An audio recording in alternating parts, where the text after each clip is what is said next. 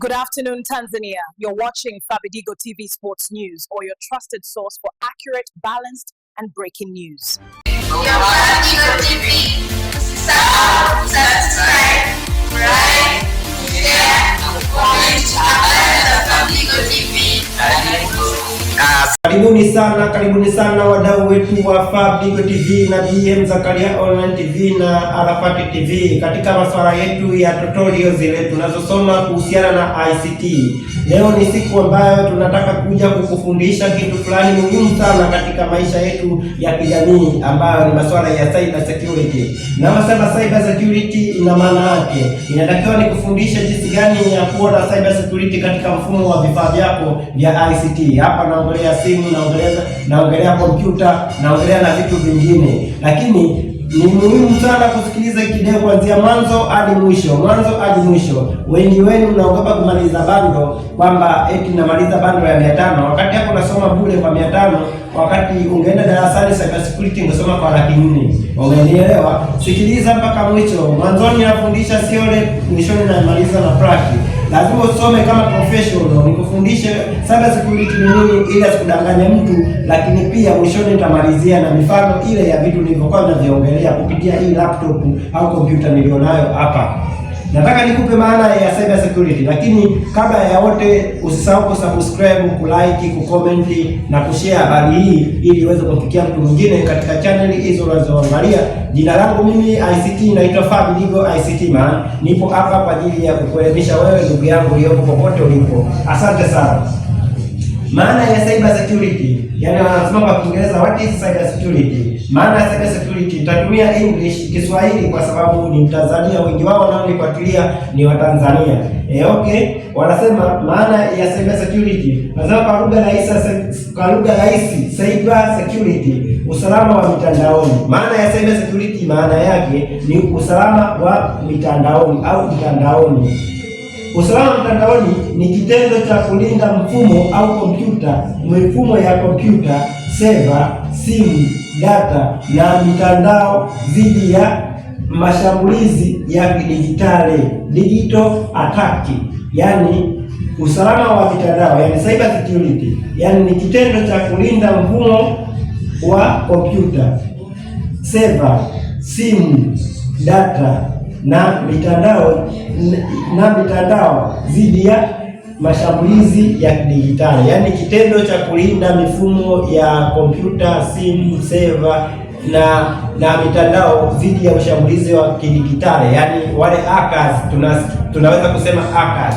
Kwa hii mifumo ni mifumo ya kulinda hivyo vitu ili uweze kulinda. Hapa tunaongelea nini? Tunaongelea mifumo ya ICT kama vile mifumo ya trend, yani kwa mfano tunasema confidentiality,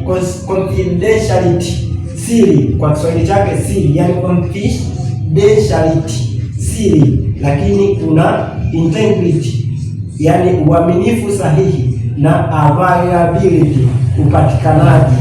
Tukisema siri maana yake nini? Maana yake data ionwe na mwenye mamlaka tu. Unapoongelea cyber security maana yake unaongelea mfumo wa password ambao unaweza kuweka kwenye mfumo wako wa kifaa chako, labda simu au kompyuta, tablet. Hizo zinaitwa cyber security, kwa sababu ili mtu aweze kuingia kwenye mfumo huu wa kitu chako lazima aombe password kwako. Lakini tunaongelea cyber security ambazo tunaongelea mifumo ya mitandao, yani akaunti zetu, kwa mfano email, kuna WhatsApp, kuna Facebook, kuna Instagram na kuna vitu vingine kama vile confidential mambo ya benki yale, yani kwamba kwenye ATM kadi zile ID. Kwa mfano leo wewe ukitaka NIDA yako ujisajili kwenye NIDA, lazima uwe na ID numbers ambayo ni namba ya NIDA. Hiyo zinaitwa ni cyber security. Kwa cyber security ni masuala ya ujumla ambayo yatakusaidia wewe uweze kujua vitu fulani, yani ili uweze kuingia kwenye mfumo wa kitu hicho lazima uwe na password. hizo password ambazo zitakusaidia wewe uonwe ni mwenye mamlaka. Kwa mfano, unapotaka kuingia kwenye Facebook page au Facebook account yako, Instagram, lazima uwe na password, na ukikosa password hapo unaweza kushindwa kuingia kwenye account. Ndio maana wengi wao waliosahau password wanafuata MIT, wataalamu wa cyber security, ambao wanaweza kuwarudishia account zao kama walikuwa na hizo vitu tunavyosema recovery, kwa mfano email na namba zile za kurudisha account kama utakuwa umesahau password.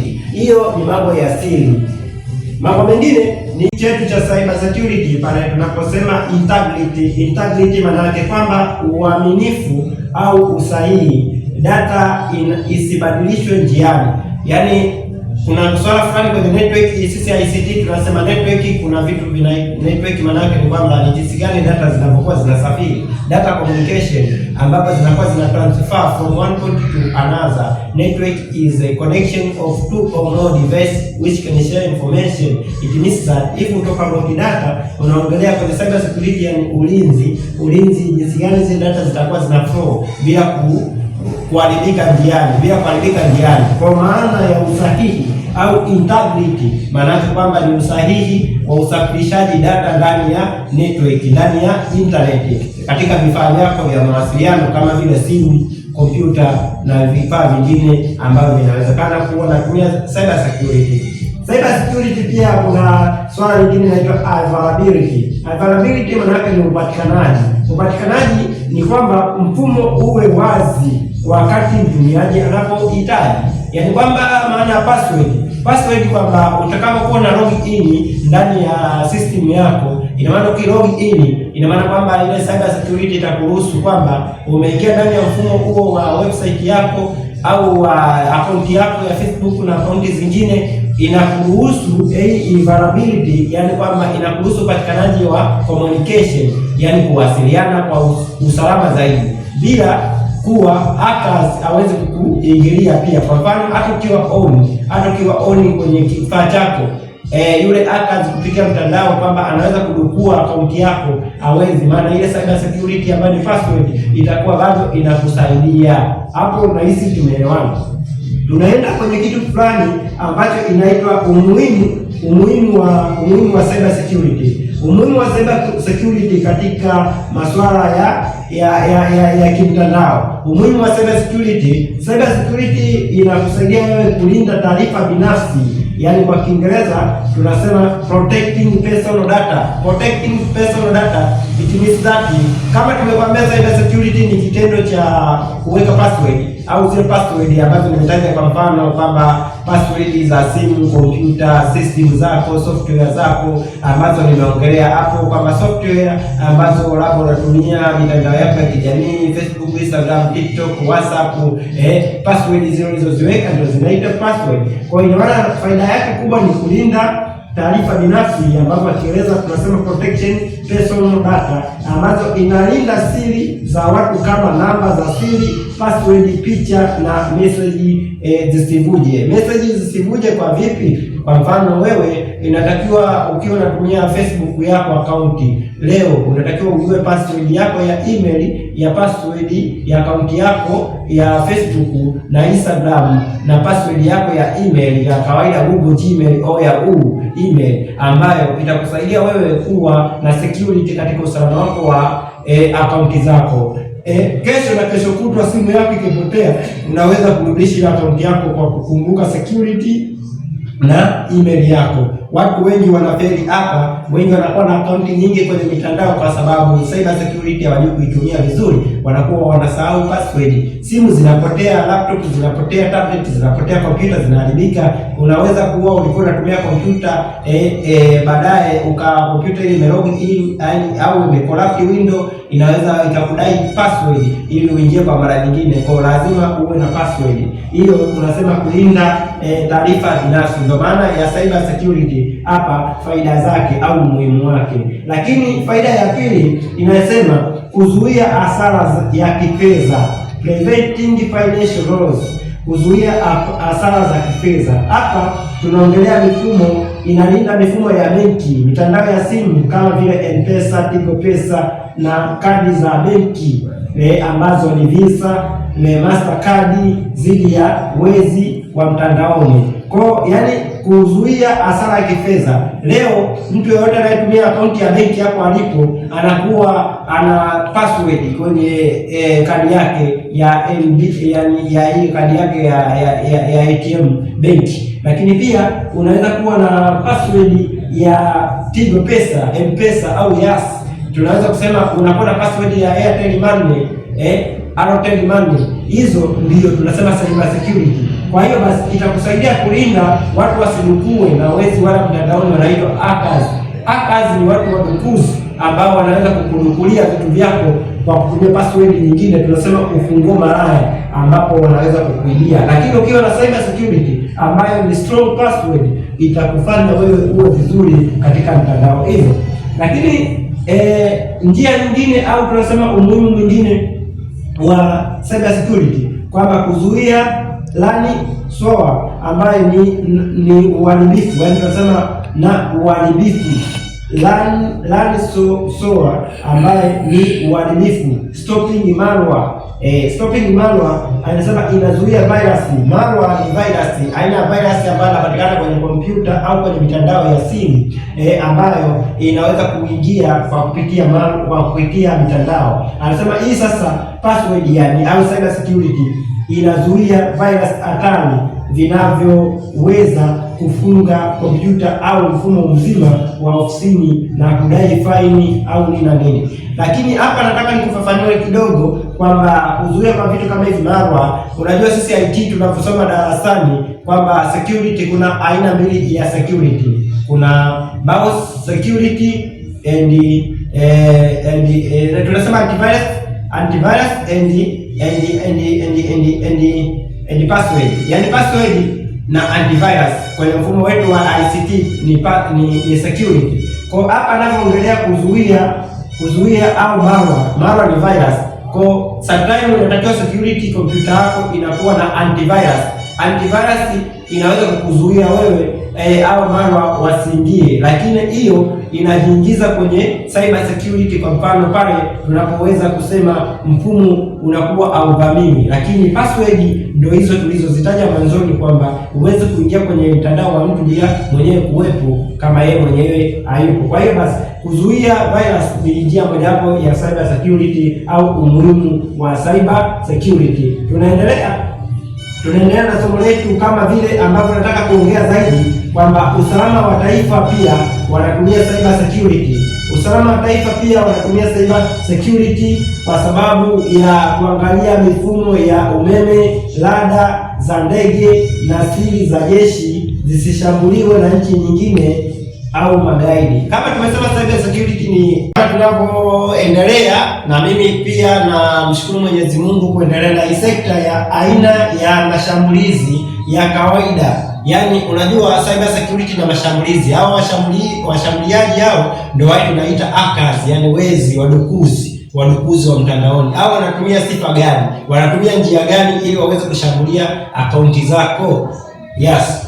Moja, wanaitwa phishing. Phishing ni manake message au barua pepe za kitapeli zinazokuomba ubonyeze linki. Yaani kwamba kwa mfano mtandaoni huko unapotumia simu au laptop au kompyuta ukiwa online, kuna message za kawaida zinakujaga kama vile application ya kuidownload. Zinakuomba kama uidownload au uinstall kwenye simu yako au kwenye device yako. Hiyo usiwe unavi-install kama uvijui, unakuwa unavi-close, maana vingine vinakuwa ni application zile ambazo zinaweza kuwa ni mfumo wa kuhack account password zako. Maana zenyewe zikiingia kwenye mfumo wa simu au kompyuta zinakuwa zina hack kama vile AI inavyofanya kazi. Inaenda kwenye security, inaenda kuchukua password zako, zinamtumia server mwenye application hiyo, anadukua akaunti yako. Ndio pale tunasema wameniibia akaunti. Kwa hiyo kuwa makini na vitu ambavyo vinakuja kwenye mtandao vijui. Vinakuja kama unavitaka kuvidownload, uviangalie. Hiyo ya kwanza. Ya pili ni malware. Malware ni program alarm kama virus zinazoingizwa kwenye kifaa chako kwa siri. Malware ni program alarm za siri ambazo zinaweza kuingiza kwenye kifaa chako kama vile laptop, tablet au simu bila kwa siri, bila wewe kujua. Kuwa makini, ndio maana tunasema uwe na security. Kwa mfano antivirus, mara inakuja kama virus. Ukiona antivirus mara anakamatwa, anaonekana ni mara. Kwa hiyo ili wa hack akaunti zako, kama ni benki, kama ni nini, ndio hizo wanazotumia hivyo wale mahackers. Lakini pia kuna social engineering, matapeli wanaokupigia simu. Umeona, matapeli wanaokupigia simu kwa kujidai ni wafanyakazi wa mtandaoni wa simu, ili uwatajie namba yako ya siri. Kuna watu wanaweza kusema wamejishindia takribani hela shilingi fulani, wanakutumia message na wanajifanya kama wamesahau password au uwatajie password. Jifikirie wewe, mtu ambaye usio mjinga. Hapa natumia neno la ujinga, maana ujinga sio tusi, ni mtu atupoelewa. Wewe mtu anakupigia simu anasema umejishindia milioni 1 au milioni au 200,000. Hujacheza mchezo wote, eti nipe password yako baadaye afu tuangalie kama vipi. Wewe kwa nini kama amekutumia pesa umpe password yake? Au ni wauni wale wanaita matapeli wa mtandaoni, au ni hackers ambao, kumbuka kwamba cyber security ina ulinzi wake. Ndio huo tunasema anashinda kwa kuhaki, lazima apate password zako. Ili aingie kwenye akaunti yako lazima apate password zako. Ndio njia hizo wanazotumia. Kuna njia ya kwanza tunasema phishing, message zile za barua pepe, kuna malware, programu alarm, kuna social engineering, matapeli wa kimtandao wala wanaweza kukupigia simu kujidai kwamba umeshinda kitu fulani. Hapo unahisi umenielewa. Lakini pia tunaenda kwenye kipengele kingine ambacho tunakimalizia cha mwisho, kwamba jinsi gani tukushauri sasa ili uondokane na hao matapeli. Ili uondokane na hao matapeli au na cyber security yako iwe vizuri, usalama wako wa ulinzi katika mtandao wako, katika kompyuta yako, katika simu yako, lazima uweke strong password. Strong password, yani password yenye nguvu kwenye mtandao wako. Password yenye nguvu kwenye mtandao wako ambayo inaweza kuchanganyikana na herufi, namba na alama. Alama kama vile @gmail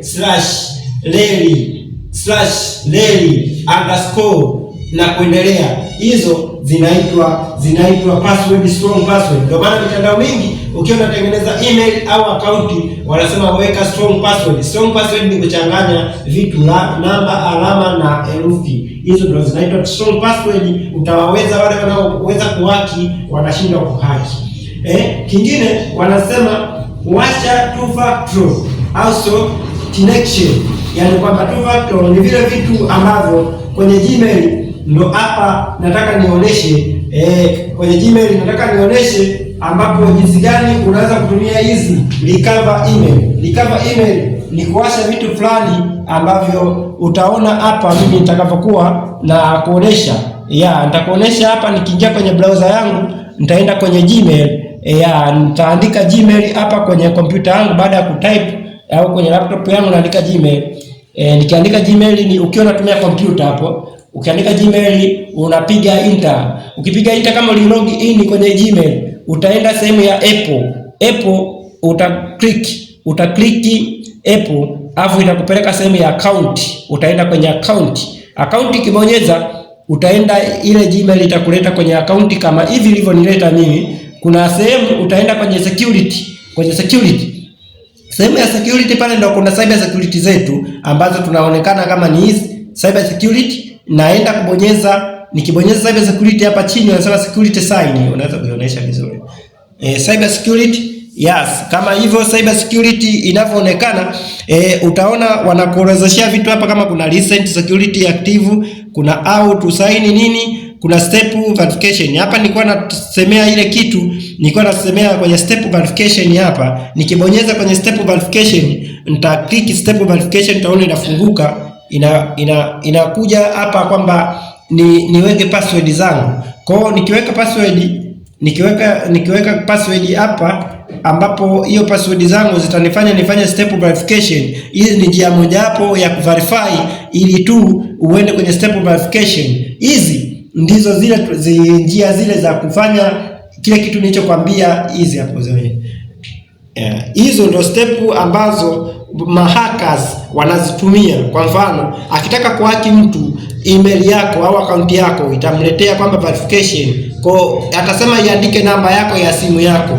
Kwa kama itakuwa imeandika namba ya simu yako hizi hapa nilikuwa nazisema hizi kama itaandika namba yako ya simu zako na nini hizi hapa na kifaa chako kipo, ndio mtu anaweza kukuhaki. Kama namba yako ya simu ana na password ya kurecover hawezi kukuhaki. Kwa hiyo basi, ili wewe mambo yako yawe vizuri, lazima uwe na recover email, uwe na namba ya kurecover, yani kwamba ya kurudisha akaunti yako kama itakuwa imevamiwa na mahackers au na wezi. Kwa siku ya leo naishia hapo. Usisahau kusubscribe, kulike na comment YouTube channel zetu hizi hapa, Fabidigo TV, BM Zakaria Online TV na Alfati TV. Asante sana.